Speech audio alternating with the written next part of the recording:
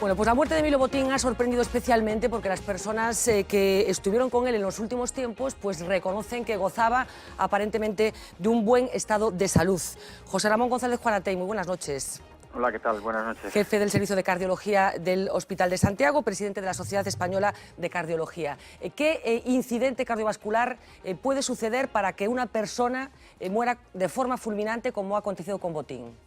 En la grandísima mayoría de los casos es la fase aguda de un infarto de miocardio, es decir, una arteria coronaria se ocluye y el riesgo de producirse una arritmia que te va a matar si no te desfibrilan, porque casi nunca o nunca cede espontáneamente, es una fibrilación ventricular. Por lo tanto, la grandísima mayoría de la gente que se muere de forma súbita se muere en la fase aguda, en los primeros momentos de un infarto de miocardio.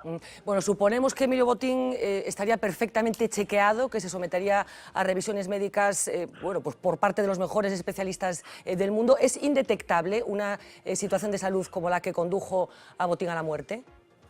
No, indetectable no. Lo que sí es que hay que conocer qué riesgo cardiovascular tiene, aparte de su edad, pues en este caso el señor Botín o cualquier persona, porque hay que decir que esto no es absolutamente impredecible, no es una cosa que aparece ahí. Existen factores de riesgo que explican la mayor parte de los casos de infartos de miocardio, como son la hipertensión arterial, la diabetes, el colesterol elevado, el tabaquismo, el estrés, el sobrepeso. Es decir, hay que conocer qué riesgo cardiovascular tenía, en este caso el señor Botín, o cualquier persona, porque si uno corrige sus factores de riesgo, consume una dieta rica en fruta y verdura, hace ejercicio, el riesgo de tener un infarto es muy pequeño. Por lo tanto, habría que conocer que seguramente estará perfectamente chequeado y controlado.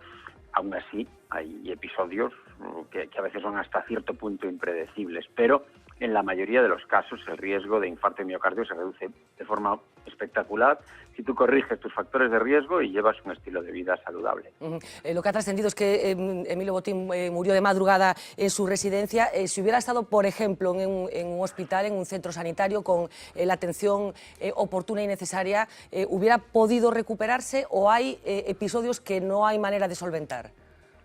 Bueno, hay que decir que la muerte súbita es la gran asignatura pendiente, sin duda, de la cardiología en este momento y que me atrevería a decir que de la medicina, porque si un paciente tiene un infarto de miocardio, en la mayoría de los casos, si llega vivo a un centro sanitario, en este momento el tratamiento ofrece una supervivencia y una expectativa de vida excelente. El problema está en la muerte súbita. Además, yo no sé exactamente a qué hora falleció, pero piensa que el periodo de más riesgo de tener un infarto de miocardio es entre las 6 de la mañana y las 10 de la mañana. Es el periodo donde la presión arterial comienza a subir, donde la coagulabilidad de la sangre, la facilidad que la sangre tiene de formar coágulos es mayor en esa hora de la mañana. Por lo tanto, podría ser ahí. El hecho es que la muerte súbita es un problema. Tenemos que organizarnos. En España hay más de 30.000 muertes al año de forma súbita y solo recuperamos escasamente el 5%.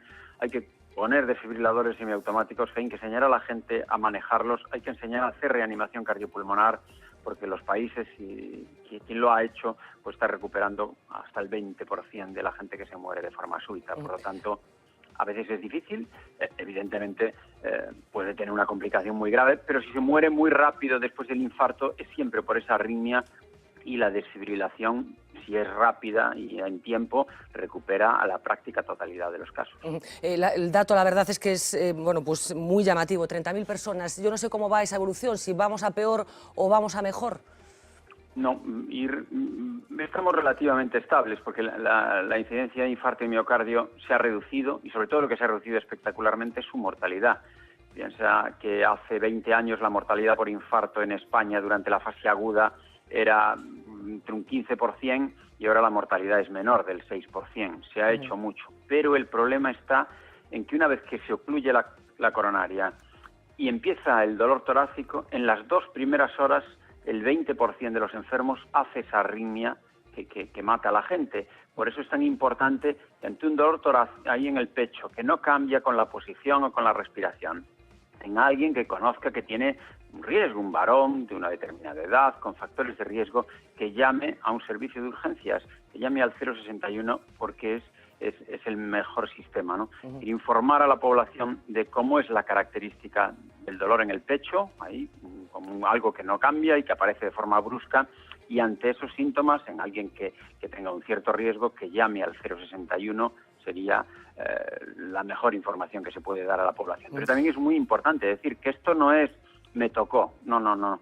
En la gran mayoría de los casos, el riesgo que tú puedes conocer de ese paciente justifica el episodio. No es que me toque, casi siempre hay un riesgo cardiovascular basal, a veces manejado bien o otras veces no tan bien, que es el responsable de ese episodio agudo. Me consta que el doctor Juan Atei es un absoluto defensor de los hábitos de vida saludable que nos libran de muchos riesgos cardiovasculares, y en una entrevista que le hacíamos hace no mucho tiempo aquí en este plató insistía en uno de sus grandes enemigos, que es la sal. ¿Seguimos comiendo fatal? Bueno, fatal piensa, y además en este caso rompe un poco esa idea de que la gente con un nivel socioeconómico más. Ahora en el Congreso Europeo de Barcelona se han presentado datos del área de Boston donde gente con un nivel socioeconómico elevado y cultural elevado prácticamente no tiene infarto de miocardio porque cuida su dieta. En Galicia tenemos un problema especial con la sal, sobre todo la cantidad de sal que sigue teniendo aún el pan y algunos alimentos preparados. Piensa que casi el 20% de la sal que consumimos los gallegos al día procede del pan, del pan que tenemos. Había una regulación que se ha parado en 17 gramos de sal por kilo de harina, debería reducirse aún más, debería etiquetarse mejor la sal. Si haces ejercicio, no tienes sobrepeso, no tienes ahí un estrés extraordinario, no fumas, que es muy importante, el riesgo de tener un infarto es realmente muy pequeño, ¿no? Ya para terminar, doctor Juan Atei, yo creo que conviene decir que la atención de este tipo de episodios aquí en Galicia es excelente, y que los profesionales que ejercen la medicina y esta especialidad en concreto, bueno, pues está fuera de toda duda, ¿no? Sí, la cardiología en Galicia, recientemente la Sociedad Española de Cardiología ha hecho públicos resultados comparativos por primera vez entre comunidades autónomas. En el próximo Congreso Nacional de Cardiología, que se celebrará a fin de octubre en Santiago, se van a presentar los datos de mortalidad por infarto, por ejemplo, entre diferentes comunidades autónomas, donde hay diferencias, incluso hay diferencias que llegan hasta un 40%. Caray. Y Galicia está en las comunidades de cabeza. Esto es muy importante, ya lo comentábamos la otra vez. Sí. Yo creo que el mayor logro social de este país es el sistema público de salud, pero entre todos tenemos que el sistema público de salud sea en la calidad y en la homogeneidad. Esto de que hay que tener el recurso sanitario al lado de mi casa, yo creo que es fundamental hacer una transición, es decir, hay que tener el recurso sanitario con calidad. A mí me daría igual ir 100 kilómetros a operarme del corazón o atenderme de alguna patología si la calidad fuera muy diferente a la que yo tengo al lado de mi casa. Eso es realmente lo más importante en lo que a sanidad pública se refiere, que, vuelvo a repetir, es con lo que todos nos tenemos que comprometer, porque es algo que hemos logrado aquí y deberíamos mantener. Pues José Ramón González Juan Atei, muchísimas gracias por atendernos esta noche y por ilustrarnos en relación con bueno, pues este episodio que hoy acababa con la vida de Emilio Botín. Muchísimas gracias y muy buenas noches. Buenas noches y gracias a vosotros. Buenas noches. Bueno, esa consideración, Tuco, del sistema público de salud gallego en particular y del español en general, ¿no?, que yo creo que pone encima de la mesa también en estos momentos, ¿no? O sistema público galego e o sistema público español son, sempre decimos, a xoia da corona do estado de benestar, e non debería estar sufrindo agora, vamos, polos recortes. Deberíamos tener en conta. Quero dicir unha cousa, por suposto é difícil engadir algo despois do que dixo o doutor González Juan Atei, pero isto é un problema de rifas, lo dixo. Si ti fumas, deixas de fumar, tiras rifas. Si ti tes hipertensión e controlas a hipertensión, tiras rifas. Si ti eres un diabético e controlas a diabetes, tiras rifas. E, polo tanto, tes menos posibilidades de que che toque. Claro, efectivamente. Pero Botín, polo menos, todos temos unha rifa, porque calquera de nós pode ter un infarto, ainda que evidentemente disminuye. Pero Botín, cando menos, ten 3 factores de risco obxectivables. Primeiro, a edade. A edade en sí mesma é un factor de risco. Segundo, o sobrepeso. Dá toda a impresión que sí, é un home con sobrepeso. Non con moito sobrepeso, pero aparentemente, mira, parece que ten sobrepeso.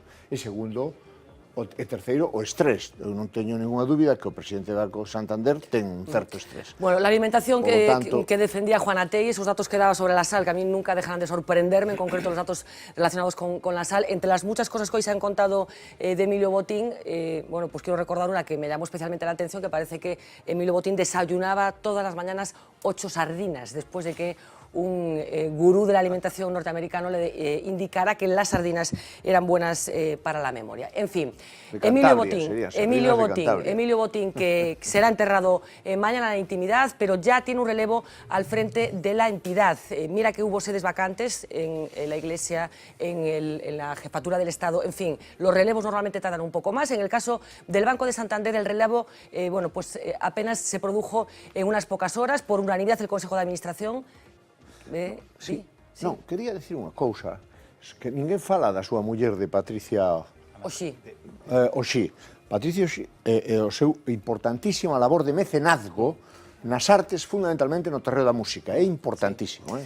Creo bueno, que pues neste momento vamos a hablar de la hija de ambos, destacarlo, de ¿no? Ana Patricia Botín Oxí, que desde esta tarde, como ya hemos comentado, es presidenta del Consejo de Administración de ese gigante que es el Banco Santander.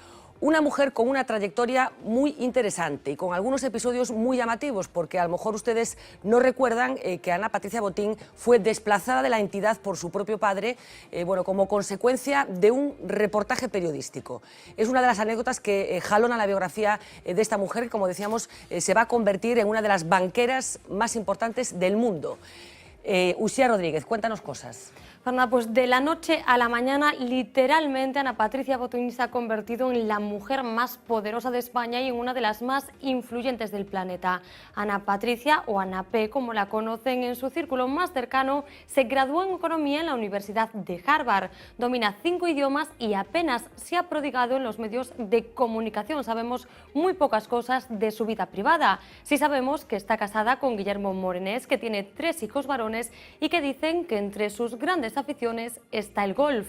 El Consejo de Administración del Santander la elegía hoy por unanimidad nueva presidenta de la entidad, momento en el que ha perdido la P. En la nota que comunicaba su nuevo cargo, Ana Patricia pasó a ser solo Ana Botín.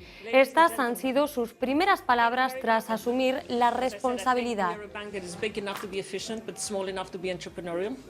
En estos momentos tan difíciles para mí y mi familia, agradezco la confianza del Consejo de Administración y asumo con total compromiso mis nuevas responsabilidades. Durante años he trabajado en el Grupo Santander en distintos países y responsabilidades y he podido comprobar la enorme calidad y dedicación de todos nuestros equipos. Seguiremos trabajando con total determinación para seguir construyendo un Banco Santander cada día mejor para nuestros clientes, empleados y accionistas. Con este nombramiento, Ana Botín culmina una larga trayectoria vinculada a la banca, un currículum que parecía hecho a medida para cuando llegara este momento. Hoy se ha convertido en la primera mujer en presidir un gran banco en España. Su trayectoria profesional comenzó en 1981 en la banca Morgan. 7 años después se incorpora al Banco Santander, que la nombra consejera y directora general. Desde ese puesto se dedicó fundamentalmente al desarrollo del banco en Latinoamérica. A principios de 1999 se produjo la sorprendente fusión del Banco Santander y el Central Hispano, un hecho que también tuvo consecuencias directas en Ana Botín. En medio del proceso, una portada suya en El País semanal, situándola como la heredera del imperio, enfadó y mucho a los nuevos socios de su padre. Para intentar arreglarlo, Emilio Botín la obligó a replegarse y la envió a un segundo plano. Ana Patricia abandonó entonces sus funciones ejecutivas y se encomendó a nuevos retos que buscó en Internet y en Estados Unidos. Se marchó, pero siempre lo hizo para volver, y volvió por la puerta grande para presidir Banesto en 2002. Sustituyó a Alfredo Sáenz y se convirtió en la segunda mujer española en presidir un banco, tras la condesa de Fenosa, que había controlado el Banco Pastor. Se mantuvo en el puesto hasta el año 2010, cuando dejó el cargo para dirigir la filial británica del Santander. I was a small business owner for 3 years and I learned a lot. Clearly it's not the same, to have done it than to sort of hear about it. And being on the other side of the table, you realize how important banks can be to small companies. Su paso por Reino Unido fue más que exitoso. Su rápida sintonía con David Cameron la llevó a que el gobierno británico la nombrase como uno de los 5 miembros externos del Consejo de Servicios Financieros, Comercio e Inversiones del país. La primogénita de Botín mantenía hasta hoy su residencia en Londres. Según una encuesta de hace poco de la BBC, es ya la tercera mujer más poderosa del Reino Unido, solo por detrás de la reina Isabel II y de la ministra del Interior británico, Theresa May. Esta misma semana había sido incluida en la lista de los 50 banqueros más influyentes del mundo. Seguro que hoy Fernanda ya ha subido de puesto. Bueno, pues la verdad, apabullante currículum también, el de Ana Patricia Botín, no sé cómo lo veis, ¿no? Sí, sí. Lo compartís. No comment. No comment. A mí me parece un proceso de, digamos, as empresas familiares teñen sempre un enorme problema de transición de Neste caso moi xeracións. efecto. En este caso, hai algunha outra empresa, non, da que xa se falou antes, son procesos ben cuidados, non? Eu creo que este cambio, non, que por desgracia se fai por un fenómeno luctuoso, pero que ano Líbano abaixo tiña que... Bueno, parece que la rapidez con la que se produjo todo indica que estaba todo perfectamente previsto, ¿no? Claro. Pero Había una que comisión encargada de o eso. proceso de formación da persoa para que faga o papel e logo a elección da persoa. Eu creo que unha muller de 53 anos supón unha renovación enorme no mundo das finanzas que eu espero que sexa para ben. Sí. Yo, francamente, creo que la importancia de esta noticia, ¿no?, de esta sustitución, yo creo que es, tú lo has dicho al principio, sobre todo de carácter simbólico. ¿No? Creo, a lo mejor me equivoco, pero creo que desde un punto de vista simbólico es verdad que además dentro de un proceso más general en el que se está renovando todo desde el arzobispo de Madrid, ¿no? Y que afortunadamente en la mayoría de los casos pues son gente mucho más jóvenes las que están accediendo a esas posiciones. Yo creo que desde un punto de vista simbólico y porque es una mujer y porque efectivamente pasa a ser, bueno, por muchas cosas, pues efectivamente tiene mucha importancia. Veremos si en un orden más tangible, ¿no?, esto acaba teniendo alguna importancia. Yo no creo, porque efectivamente Ana Patricia Botín lleva muchos años formándose para este paso que ha dado hoy, ¿no? Es verdad que en este caso, no vamos a hablar de una empresa familiar, el Banco de Santander, una empresa familiar, pero sí es verdad que era una entidad, una sociedad muy vinculada a la personalidad de un sujeto, determinado. De una familia. Pero eso no quiere decir que la estabilidad esté totalmente garantizada, ¿no? Y quizá este paso de haberlo hecho tan rápidamente va en el sentido de dar señales precisamente de estabilidad. Ahora, yo quiero recordar, no sé si habéis visto una película, la última película de Costa Gabras, que se llama El Capital, habla exactamente de lo que ocurre en un gran banco internacional cuando el banquero, ¿no?, el patriarca, desaparece, las luchas de poder que se originan y los factores de desestabilización. Es una visión muy ácida del mundo de las grandes finanzas, muy ácida, una película que yo recomiendo a todos los que no la hayan visto.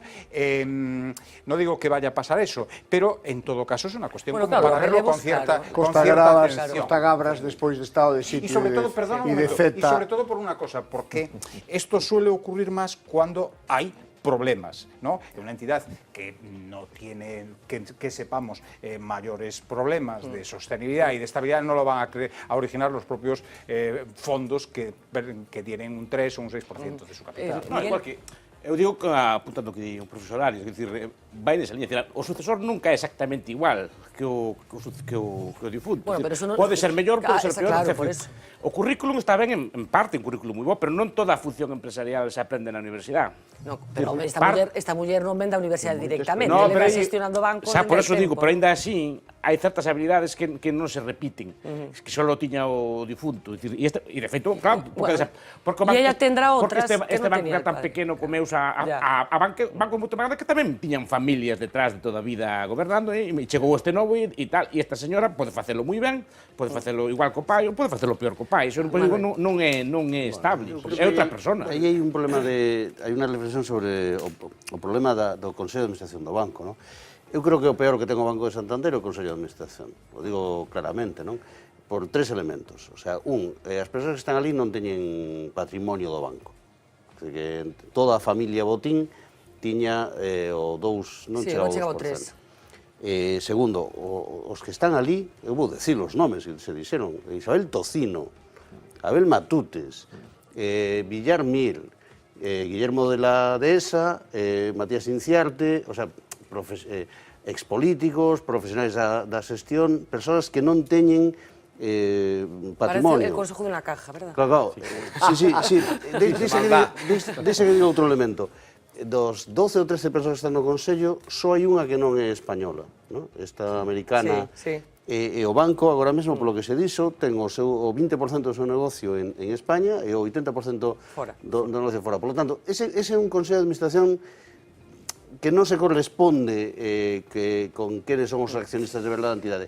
E deixame que diga, dende logo, Norloc é un investimento sin ánimo de xestión, só busca a rentabilidade, pero as outras entidades non son dese perfil. Quero dicir, aí estamos falando de bancos, ¿no? El Barclays, el JP Morgan, la BNP, me parece que tamén está, que teñen o 2, o 2,5, o 3, ¿no? E aí, bueno, eu creo que se abre un momento... Bueno, ¿había alguien por aquí? ¿Que se abre un momento de inestabilidad? De incertidumbre. De inestabilidad no, pero de incertidumbre. No, yo lo veo de otra manera. Yo lo que veo es que hay una persona que forma parte de la casa, que fue educada ya o sea, para ser reina, digamos, desde niña, y que ha pasado, es decir, a mí no me extrañaría absolutamente nada que esta mujer haya estado pues nada más acabar la carrera detrás de la ventanilla de un banco, despachándole pues eso, cartillas de ahorro y dándole las 5.000 pesetitas a un cliente, ¿no? Es decir, que se haya formado en la desde casa, abajo. O sea, desde abajo hasta arriba, Bueno, y que lo va a hacer bien. ¿No? Hablamos de una familia, efectivamente una familia vinculada a la banca desde hace varias generaciones y vinculada también a una circunstancia muy simbólica, que son las cuevas de Altamira. Con un apellido como el de Botín y con unos antecedentes familiares marcados por su arte con el dinero, Emilio Botín III no podría haberse dedicado a otra cosa. Su abuelo, su padre, él y ahora su hija mayor presidieron el Santander. Su tío Marcelino fue el vicepresidente y su hermano Jaime, presidente del Bankinter. Pero vamos a comenzar por el principio. Hijo de una saga de banqueros, el primero en hacer historia en el clan fue su bisabuelo. Marcelino Sanz de Sautuola fue el curioso investigador al que su hija María le dijo sorprendida durante un paseo: Mira, papá, bueyes pintados. Sí, su bisabuelo fue el descubridor de las cuevas de Altamira. La familia estaba llamada a dejar huellas, solo que sus descendientes cambiaron la arqueología por la banca. El abuelo de Botín, también Emilio, se convirtió en el primero en presidir el Santander en 1909. Era entonces un pequeño banco de provincias. El primer salto llegó con Emilio Botín Sanz de Sautuola López, padre del actual Botín o Botín II. ¿Oyen bien los señores accionistas? Fue un aristócrata a la antigua usanza. Suya es la frase ricos, lo que se dice ricos, somos muy pocos. Con él la entidad quedó vinculada para siempre a la familia. Ingresó en el selecto club de los 7 bancos más importantes del país. Era, eso sí, el más pequeño de los 7 cuando dejó el timón a los 83 años a su hijo mayor, el tercer Botín, algo más apocado con su padre y su tío vigilando sus pasos. Se dice que los accionistas desconfiaban de sus dotes al principio. Buenos días. Pero él no les dejó tiempo. Hombre de acción, fue a contracorriente y ganó bajo la premisa de devora antes de que te devoren. Lanzó una guerra de préstamos y depósitos que noqueó la competencia. Se hizo con sus 3 rivales, el Banesto, el Central y el Hispano. Apostó por la internacionalización, no se casó con ningún político y acabó convirtiendo al Santander en el primer banco de la eurozona, uno de los 10 mayores del mundo. Don Emilio Botín, por favor, cuando quiera. Su primogénita está llamada a prolongar el reinado. Bueno, una familia de banqueros que lógicamente también han tenido algo que ver con Galicia, Marina Cabegato nos va a ayudar a repasar los momentos más estelares de la presencia de Emilio Botín aquí en nuestro país. Adelante, Pues ha estado Marina. muchas veces, Fernanda, en Galicia. La mayoría de sus visitas estuvieron vinculadas a convenios que el grupo firmó con empresas o instituciones aquí de nuestra comunidad de Galicia. A mediados de los 90 y 1995 se reunió con Fraga, y en esta otra foto vemos cómo en 1998 estuvo con el consejero Hernández Cochón. A partir de esta fecha, durante un largo periodo, visitó por lo menos una vez al año nuestra comunidad. En 1999, Fraga se encontró con el banquero en Madrid, en la rueda de prensa de la presentación de un torneo de golf que se disputaba ese año en Vigo. Meses más tarde, Emilio Botín vino a Galicia y se había vuelto a reunir con el entonces presidente de la Xunta. En el 2002 se encuentra con Senén Barro por un acuerdo firmado con la Universidad de Santiago, y un año después firma otro convenio, ahora con la Universidad de A Coruña. Lo vemos en la foto saludando a José Luis Meilán Gil, el que fue rector de esta institución. En el 2004 vuelve a nuestra comunidad para la cuarta Junta General de Universia, que se celebró en Compostela. Este año firma también el convenio de promoción del Xacobeo 2004 y la colaboración con la Universidad de Vigo. Aquí lo vemos con el rector Domingo do Campo. De paso, participa en una misa del peregrino en la Catedral de Santiago. Con la llegada del bipartito, vuelve a Galicia, vuelve a nuestra comunidad, y lo vemos en esta foto reunido con Anxo Quintana. Un año más tarde, en el 2009, firma un nuevo acuerdo ahora con la Universidad de Santiago. Estas son solo algunas de las fotos históricas de nuestra hemeroteca que ilustran las visitas de este banquero a Galicia. Fernanda. Bueno, pues efectivamente una persona que ha estado presente de una forma más o menos sistemática aquí en Galicia, y una persona identificada también por un color, el color rojo, que él convirtió en un símbolo de la entidad. Se ha escrito mucho sobre la obligación que los ejecutivos tenían de dejar constancia de este color en su vestimenta, a través de las corbatas los hombres y a través de los pañuelos las mujeres. Una institución vinculada al rojo. Rojo Valentino, rojo Tiziano, rojo Cardenal y también rojo Santander, en concreto rojo 032C en la escala cromática Pantone. El banco de origen cántabro está absolutamente identificado con este intenso color. Sin embargo, la entidad no siempre fue roja. Su pasado está asociado al verde. Ese fue el color elegido en los años 70 para su primera campaña de imagen integral. En los 80 incluso la famosa llama compuesta por la S del Santander nacía de un apacible y muy cántabro color hierba, pero no duró mucho. En 1989, en paralelo a una estrategia empresarial mucho más agresiva, el Banco de los Botín se convirtió definitivamente al rojo brillante, justo el color opuesto al de su principal adversario, un BBV cuyo color corporativo era el azul intenso. Evocador de energía, agresividad y provocación según los expertos, y de fortaleza y determinación según el propio Santander, el color rojo se convirtió en santo y seña del banco, tanto que no parece casualidad que la entidad patrocinase a la escudería Ferrari, cuyo presidente, por cierto, ha dimitido hoy, y a la selección española de fútbol.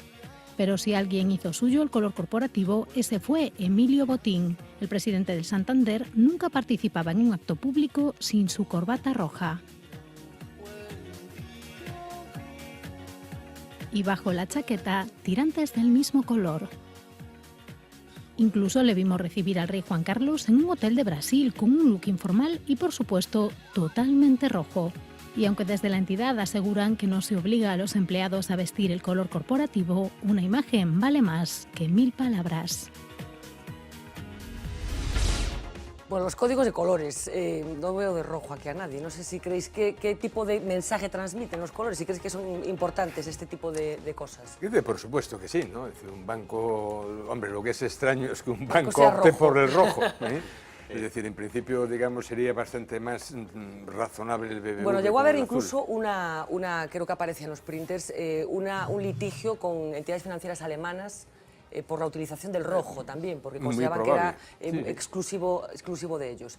Bueno, los colores, que efectivamente transmiten muchas cosas de las marcas, porque no solamente el Banco Santander se identificaba con el rojo, sino que hay muchas otras que llevan en el mensaje también el color. Piensa en verde, somos azules, hay colores tan relacionados con sus marcas que se han convertido incluso en sus eslogans. Movistar. La heredera de Telefónica se quedó con un color azul que ya lucía en sus corbatas César Alierta. Porque somos azules. En un clásico juego de contrarios, una de sus principales competidoras, Vodafone, ha optado desde sus inicios por el color rojo. El azul es un color tranquilo, con notas seguridad, firmeza, solidez, muy utilizado por bancos y grandes empresas. Es también el color de la comunicación, a él recurren Twitter, Facebook y Skype. Heineken. La marca de cerveza es inseparable de su color verde, un tono desenfadado e informal asociado a la frescura, el color de los que disfrutan de la vida. Orange.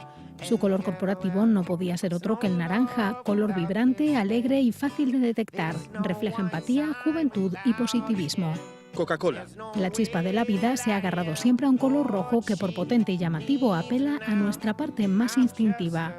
Nestlé es otra de las marcas identificadas con el tono más tentador. McDonald's. Aunque aproveche el efecto rojo en su fondo, la cadena se identifica con el amarillo de los arcos de su M. El amarillo anima, activa, da la rapidez necesaria para un fast food. Es optimista y juvenil, un color amable. IKEA también se apunta al amarillo para sugerir una experiencia divertida y feliz. Barbie. Da nombre a un pantón propio, el rosa Barbie. Con connotaciones de feminidad e inocencia, pocos colores identifican tan claramente a una marca. Bueno, el mensaje de los colores con el que jugó de una forma muy evidente Emilio Botín. Recordábamos esa imagen tan sorprendente de esa aparición vestido absolutamente de rojo, coincidiendo con una visita del entonces jefe del Estado a un hotel brasileño, creo recordar que fue. Bueno, vamos a ir acabando con el asunto de Emilio Botín, seguiremos hablando. Mañana, como les decíamos, va a tener lugar el entierro en Santander y habrá el correspondiente funeral en el que seguro no va a faltar absolutamente nadie. Pero les comentábamos al principio que la muerte de Emilio Botín por un episodio cardíaco fulminante coincide en estas horas con otros problemas de salud de otros empresarios de relevancia. Por ejemplo, Isidoro Álvarez, presidente del Corte Inglés, que fue ingresado en la madrugada del miércoles en el Hospital Universitario Puerta de Hierro a causa de una insuficiencia respiratoria. Álvarez también tiene 79 años de edad y tuvo que ser trasladado a las 4 de la madrugada hasta los servicios de urgencia dentro del centro hospitalario madrileño. El parte médico dice que evoluciona de forma favorable. Pero también el presidente del Sabadell está en estos momentos hospitalizado. Josep Oliu se encuentra en un hospital de Barcelona después de caerse de un caballo el pasado fin de semana. Un accidente que al parecer no reviste gravedad, pero que lo va a tener apartado en los próximos días de su actividad profesional. No sé qué quedan aquí los problemas de salud de personajes públicos. Artur Mas ha sido uno de los comentarios de los últimos días porque, al parecer, el pasado fin de semana tuvo que ser sometido a una intervención cardíaca sin mayor relevancia. Se ha negado por parte de la portavocía de la Generalitat, pero lo cierto es que en Cataluña todo el mundo da por hecho que Mas sí que tuvo que pasar por el taller, digámoslo así. La quinta persona que queríamos destacar en este repaso es José Manuel Beiras, de él hablábamos estos días y, como comentábamos, el pasado verano le fue implantado un marcapasos para solucionar algunos problemas que tenían que ver con su corazón. Así que, como ven, coincidencias, coincidiendo, valga la redundancia, con la muerte de Emilio Botín. Vamos a hacer una pausa publicitaria, enseguida retomamos el programa para hablar de los incidentes verbales que hoy se produjeron en el Parlamento de Galicia.